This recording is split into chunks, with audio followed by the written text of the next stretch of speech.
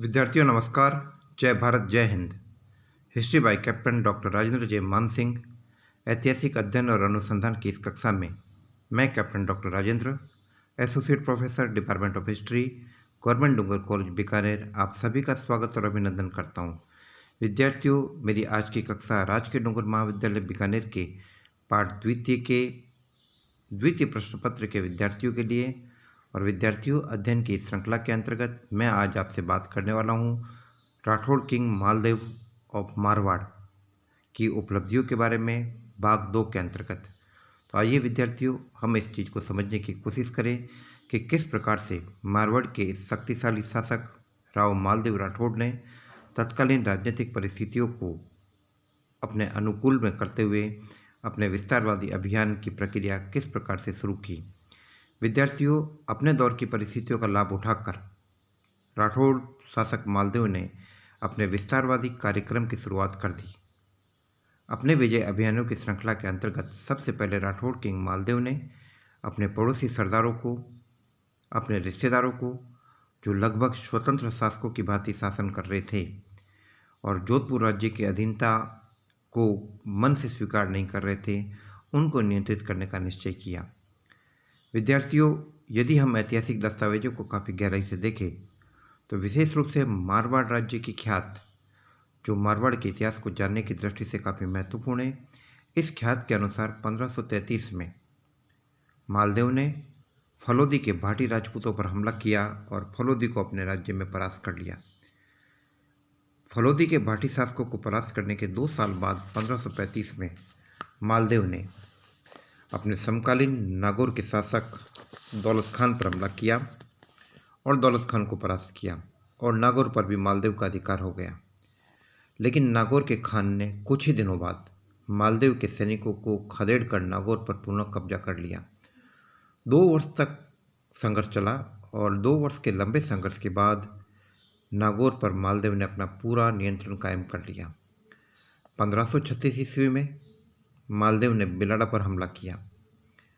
वहाँ के सिरवियों ने मालदेव की अधीनता स्वीकार करी और इसके बाद मालदेव ने सिवाना पर आक्रमण किया।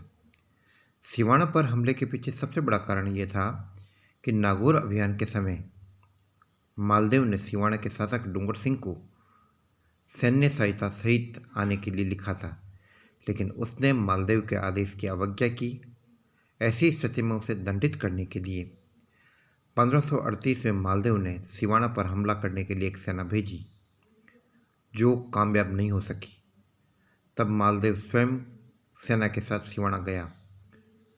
सिवाना के राजा डूंगर सिंह ने लंबे समय तक मालदेव का सामना किया, लेकिन रसद की कमी हो जाने के कारण डूंगर सिंह किला छोड़कर भाग गया और सिवाना पर मालदेव का अधिकार हो गया। सिवाना पर अधिकार करने के बाद मालदेव ने भादराजून और रायपुर पर भी अधिकार करने का निश्चय किया। विद्यार्थियों, भादराजून जोधपुर से लगभग 50 मील की दूरी पर स्थित है और इस समय भादराजून सिंगलों के पास था और सिंगलों का सरदार था वीरा सिंघल। 1539 में मालदेव ने भादराजून पर हमला किया और इस अभियान में मेड़ता के वीरमदेव ने भी मालदेव की मदद की। कुछ ही दिनों के संघर्ष के बाद वीरा सिंघल मारा गया और भादराजून पर मालदेव का अधिकार हो गया। इसके बाद मालदेव ने रायपुर के सिंगलों पर हमला किया और रायपुर का सिंघल सरदार भी लड़ते हुए मारा गया और रायपुर भी मालदेव के नियंत्रण में आ गया। तो कहने का मतलब है कि सिंगलों की पराजय तथा भादराजून और रायपुर की प्राप्ति से मालदेव की ताकत में और ज़्यादा इजाफा हुआ।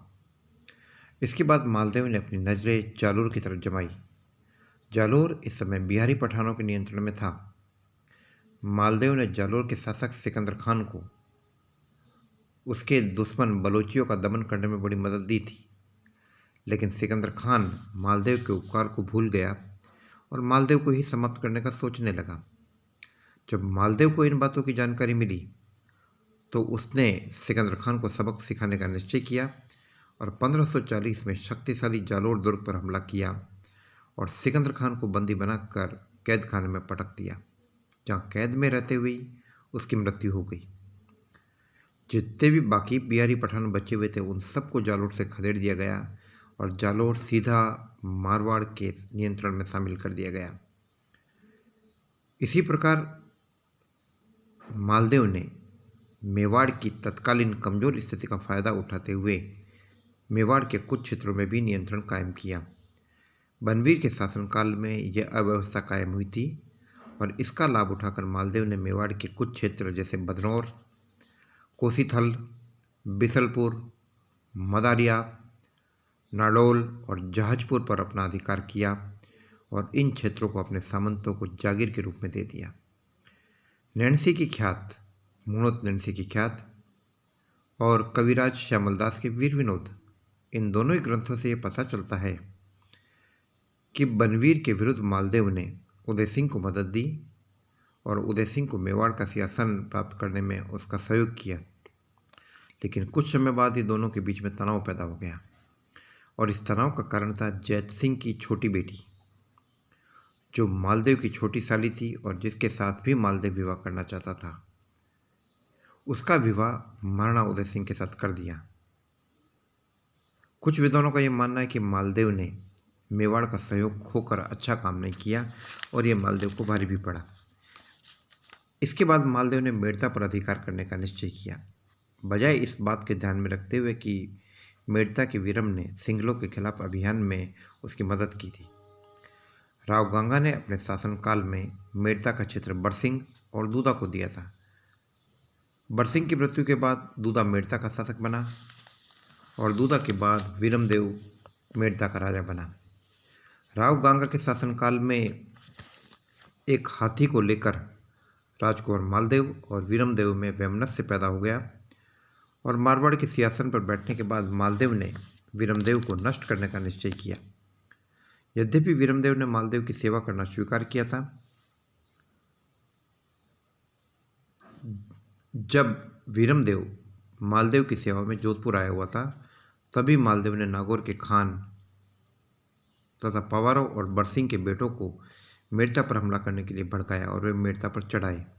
तो जब वीरमदेव को उनकी चढ़ाई की सूचना मिली तो वह जोधपुर से मेड़ता पहुंचा और आक्रमणकारियों को मार भगाया। मालदेव के शासन के प्रारंभिक वर्षों में गुजरात के बहादुर शाह ने अजमेर पर हमला किया और उसे जीत लिया और अपने अधिकारियों को नियुक्त करके वापस लौट गया। बहादुर शाह के लौटने के बाद वीरमदेव ने अजमेर पर हमला करके उसे अधिकार किया। मालदेव वीरमदेव की सफलता से जल उठा और उसने वीरमदेव को यह कहा कि अजमेर उसे सौंप दे, लेकिन जब वीरमदेव ने अजमेर सौंपने से मना किया तब मालदेव ने मेड़ता पर हमला किया और कुछ ही दिनों के संघर्ष के बाद मेड़ता पर मालदेव का अधिकार हो गया। मेड़ता से निष्कासित वीरमदेव ने रिया पर आक्रमण कर उसे जीतने की कोशिश की, लेकिन मालदेव के सरदारों जेता और कूपा ने उसे अजमेर की तरफ खदेड़ दिया। मारवाड़ की सेना ने जानबूझकर अपने ही स्वजाति वीरमदेव का पीछा नहीं किया और बाद में हम देखते कि वीरमदेव शेरशाह सूरी के पास चला गया। मेड़ता पर अधिकार करने के बाद मालदेव ने अपना नज़र अब अजमेर की तरफ गड़ाई। यद्यपि वीरम के हाथ से मेड़ता निकल गया था और रिया के युद्ध में भी वीरम को परास्त होना पड़ा था, लेकिन फिर भी मालदेव को संतोष नहीं हुआ। अब उसे वीरमदेव को अजमेर से खदेड़ने का निश्चय किया, क्योंकि अजमेर को आधार बनाकर वीरमदेव पुनः मेड़ता पर अधिकार करने की कोशिश में जुटा हुआ था। इसलिए 1538 में मालदेव ने एक शक्तिशाली सेना अजमेर भेजी और इस सेना ने वीरमदेव को अजमेर से हरा दिया और मालदेव की सेनाओं ने सांभर, चाकसू, लालसोट आदि क्षेत्रों पर भी अपना अधिकार जमा लिया। वहाँ से वीरमदेव भागकर कच्छावा शासक रायमल शेखावत के पास गया और वहाँ से फिर मलारना के मुस्लिम थानेदार से वो मिला और थानेदार उसे रणथंभौर के मुस्लिम हाकिम के पास ले गया और बाद में वह शेरशाह सूरी के पास चला गया।